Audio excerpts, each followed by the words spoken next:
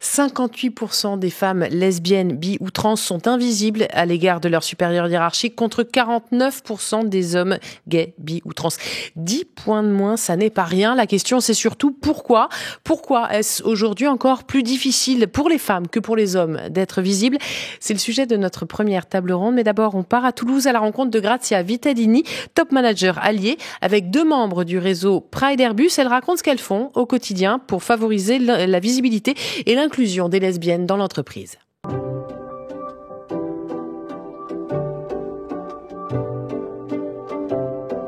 Bonjour, je suis Grazia Vittadini, directrice de la technologie chez Airbus et membre du COMEX.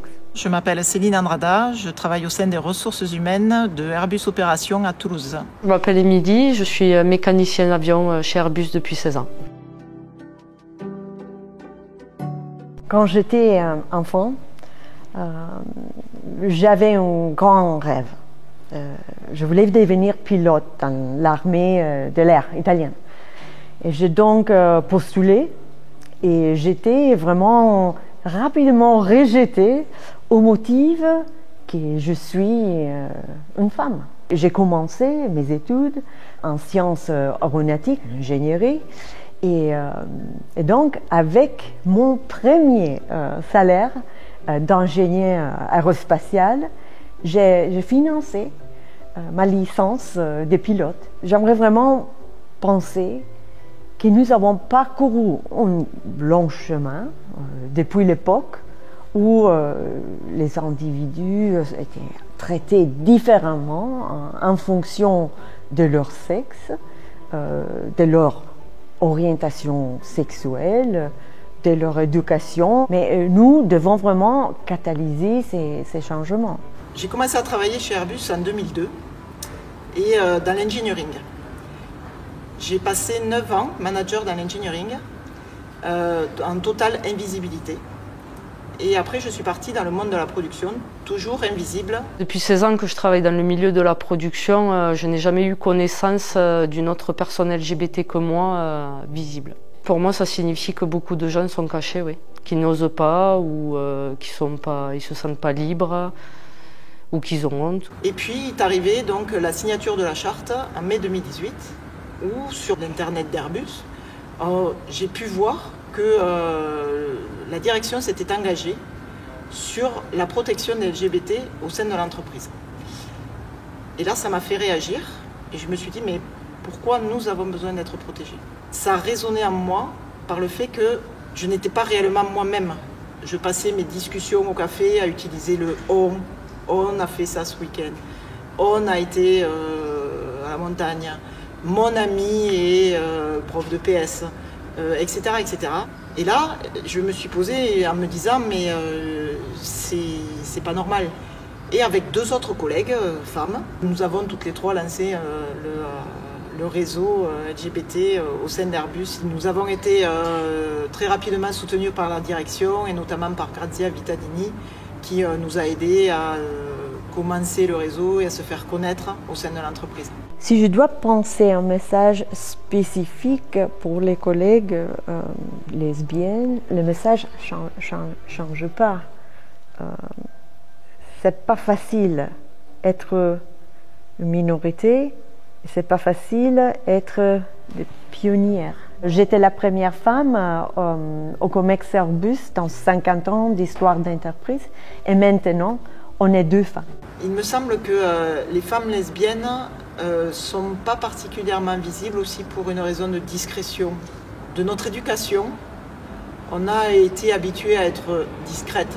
En tant que femme et femme lesbienne, au final, je me souviens l'année dernière avoir marché dans cette entreprise en me disant mais je suis enfin moi-même. J'avais l'impression d'être droite quand je marchais. Mais c'était assez incroyable. La visibilité est une fierté, oui, aussi. Je suis lesbienne et je suis fière de l'être. Voilà qui parle certainement aux invités de notre première table ronde. Où sont les lesbiennes au travail? Nous avons le plaisir d'accueillir Sophie Grugier, directrice expérience client chez Schneider Electric, Aurore Fourcy, responsable développement durable chez Coca-Cola European Partners France et coprésidente de l'Inter-LGBT, Sylvie Saint-Laurent, directrice des affaires publiques chez Pfizer. Bonjour à toutes les trois. Bonjour. Vous œuvrez vous aussi au sein de votre entreprise, de vos entreprises respectives pour plus de visibilité pour les femmes LGBT+. Très concrètement, qu'est-ce que vous faites? Vous, par exemple, Sophie Grugier, quotidiennement, vous faites quoi?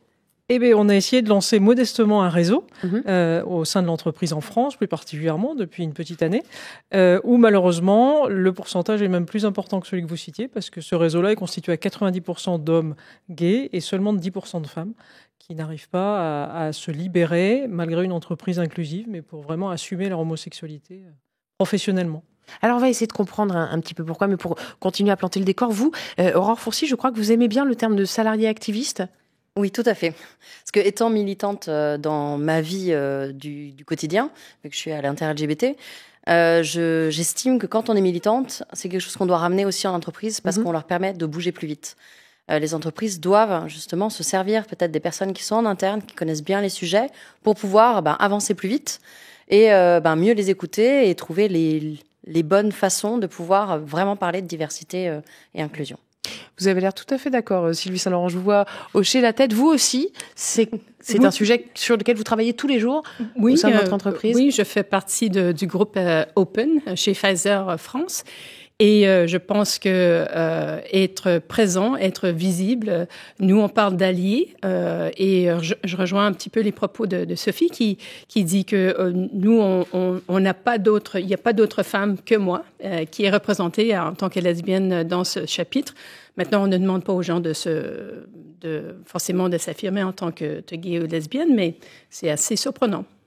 Très, très surprenant. Si je vous dis en un mot comme ça, comment ça se passe aujourd'hui quand on est lesbienne au travail en France? Le premier mot qui vous vient, c'est quoi, Sophie Grugier? Normalement. Ouais. Il y a pas de, ça n'est pas compliqué, il n'y a pas de stéréotypes, il n'y a pas de tout va bien, ou il y a quand même quelques points sur lesquels il faut de mon côté, travailler. Les principaux blocages étaient chez moi. Ouais. C'est-à-dire juste chez moi, c'est-à-dire je me suis posé. D'abord, j'étais femme ingénieure dans une entreprise d'ingénieurs, donc déjà une première minorité, si on peut le dire comme ça. Et après, pendant plusieurs années, je me suis dit, de toute façon, à quoi ça sert? Pourquoi ça regarde le monde du travail? Et c'est au travers de collègues que j'ai vus en souffrance, et plutôt de collègues garçons d'ailleurs, je me suis dit, mais tiens, mais dis-le, t'as une carrière, le fait que tu sois homo n'a pas empêché cette carrière et n'a pas empêché cette évolution, donc assume-le, tu vas certainement aider des gens à pouvoir s'assumer un peu mieux. Vous avez mis 20 ans à me convaincre personnellement, oui. C'est-à-dire qu'il a d'abord fallu que je fasse un chemin personnel dans ma vie perso, et puis après que je transfère ça sur le monde du travail, ce qui a été encore une autre étape. Mais là, c'est une question de maturité personnelle, et on peut être tous très différents par rapport à ça. Et je crois qu'il y a eu même une période pendant laquelle vous avez mené en quelque sorte une double vie en étant out dans votre vie perso et pas du tout au travail. Comment est-ce qu'on gère ça tous les jours? Faut une bonne mémoire pour pas se mélanger les pinceaux d'une semaine sur l'autre, si je peux me permettre. Non, voilà, et en étant un peu frustré le lundi matin de pas pouvoir réellement dire ce qu'on a fait le week-end et avec qui surtout. Vous vous souvenez de la première fois où vous l'avez dit au travail et à qui et comment ça s'est passé? Oui, en fait, c'est au travers d'un de mes collaborateurs qui était ouvertement gay. Tout le monde le savait. C'était dans un milieu industriel parce que j'étais patronne d'usine à l'époque. D'accord, j'étais la patronne de l'usine et un des membres de l'équipe d'encadrement était homo. Ça se savait. Tout le monde, il était parfaitement accepté. Je me suis dit, mais si lui l'est, pourquoi pas toi? Et voilà. Et ça s'est fait naturellement comme ça au travers d'événements successifs. Aurore Fourcy, pour vous, ça s'est passé comment? Moi, je l'ai toujours dit. Voilà, vrai je pense que je suis née militante parce que je ne comprends pas que les gens puissent avoir des barrières pour ça et que ce soit pour toutes les thématiques. Quand on parle de diversité et inclusion, c'est la même chose sur les sujets du handicap, de lutte contre le racisme, de tout ça. Moi, je l'ai toujours dit. Donc, dès le démarrage, les gens présument, disent, ils racontent leur vie. Et ils se disent, oui, moi, avec ma femme, j'ai fait ceci, cela. Et puis, et toi, avec ton mari? Alors, je ne suis pas mariée, on n'est pas obligé d'être marié, bon, voilà. Et deuxièmement, c'est ma femme, ma copine. Alors, il y a toujours un petit temps de silence, d'adaptation. Et moi, je mets un point d'honneur à toujours le faire, parce que j'estime qu'étant militante à côté, je transpose ce militantisme aussi en entreprise, et j'estime que le fait, moi, d'être visible peut emmener, justement, d'autres personnes à pouvoir peut-être se dire, si elle le fait, peut-être que moi, je peux le faire. Et moi, je l'ai vu vite en entreprise. D'autres personnes sont venues, en fait, me voir Et c'est auprès de moi qu'ils ont fait leur coming out. Et en discutant, d'autres l'ont fait. Et petit à petit, ça prend. Il y a un effet d'entraînement. Oui, il y a un effet d'entraînement, parce qu'à partir du moment où on se dit, si pour elle, ça ne pose pas de problème, faisons-le. Mais parfois, ça pose des problèmes. Quel genre de problème? Quand on est lesbienne, tout le monde estime que c'est très pratique. Elle sera corvéable à merci parce qu'elle n'aura jamais d'enfant. Ah bah oui, évidemment. Je suis désolée de le dire, mais la PMA va arriver, on ne se bat pour. Donc ça ne saurait tarder. Il y a des PMA en Espagne, profitez-en parce qu'il n'y a plus beaucoup de temps, quoi. Voilà. Donc je les arrête tout de suite en disant, je suis désolée de te le dire. Alors je n'ai pas encore mis ça dans mon calendrier, mais ça vient. Donc prépare-toi. Oui, je vais être. Un jour, je serai maman. Quels sont les autres stéréotypes qui peuvent circuler quand vous dites je suis lesbienne, et que vous parlez de ces regards ou de ces temps d'arrêt, de ces petits silences qu'il peut y avoir? Alors ils déjà, sont faits de quoi, on me regarde un peu silences différemment parce que je ne ressemble pas à Gazon maudit. Voilà. Donc vous avez les cheveux longs aussi. J'ai les cheveux longs, je suis maquillée. Oh mon Dieu, quoi. Donc oui, on essaye de déconstruire aussi tous les stéréotypes que les gens peuvent avoir en tête, et puis de leur dire, c'est pas que je dise mon mari ou ma femme, mais qu'est-ce que ça peut faire? Vous, Sylvie Saint-Laurent, je crois que vous aviez 30 ans. C'est ça, quand vous êtes devenue visible au sein de votre entreprise. Racontez-nous dans quelles circonstances? D'abord, je me suis confiée à un collègue qui était hétéro, mais c'était un vrai copain. Et ça a été très difficile pour moi parce que je pensais qu'on ne soupçonnait pas. Donc, c'était pour moi le moment de vérité, très difficile. Puis après, les membres de la famille et tout ça. Et après, c'était lors des réunions et quand j'ai changé de boîte. Là, quand j'ai été accueillie dans une autre entreprise, une des premières personnes que j'ai rencontrées m'a demandé ce que mon mari faisait. Donc, j'ai pris l'occasion pour dire, j'ai pas de mari, un peu comme Aurore. J'ai dit, j'ai une copine. Ah bon? Et ce qui était bien, c'est que la nouvelle s'est propagée très rapidement. Donc, j'ai fait un coming out, c'était global. Donc, ça s'est fait comme ça. Vous êtes à l'époque, à ce moment-là, vous êtes chez Pfizer Montréal. Oui. Est-ce que le fait d'être au Canada change quelque chose? Moi, je me suis aperçue qu'il y avait une petite différence en arrivant en France, mis à part que vous avez un accent. Je ne vois pas du tout ce que vous voulez dire. Mais déjà d'emblée, je trouvais que les normes étaient un petit peu encadrées. Et pour les questions de LGBT, il y avait des personnes gays que je connaissais, mais qui ne voulaient pas prendre la tête du groupe. Donc, il y avait une vraie hésitation, une crainte, un souci qu'il y avait un risque de s'afficher, d'être trop visible, d'être perçu comme provocateur. Vous avez demandé, c'est quoi les préjugés, qu'on fait ça pour provoquer, alors que c'est simplement pour donner notre maximum au travail. Quand est-ce que vous avez décidé, du coup, de créer un groupe LGBT au sein de votre entreprise?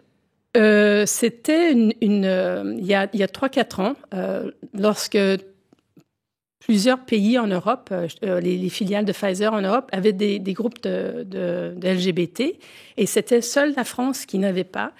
Et c'est pas parce qu'il n'y avait pas de volonté d'appuyer la cause, mais il y avait personne qui voulait aller de l'avant.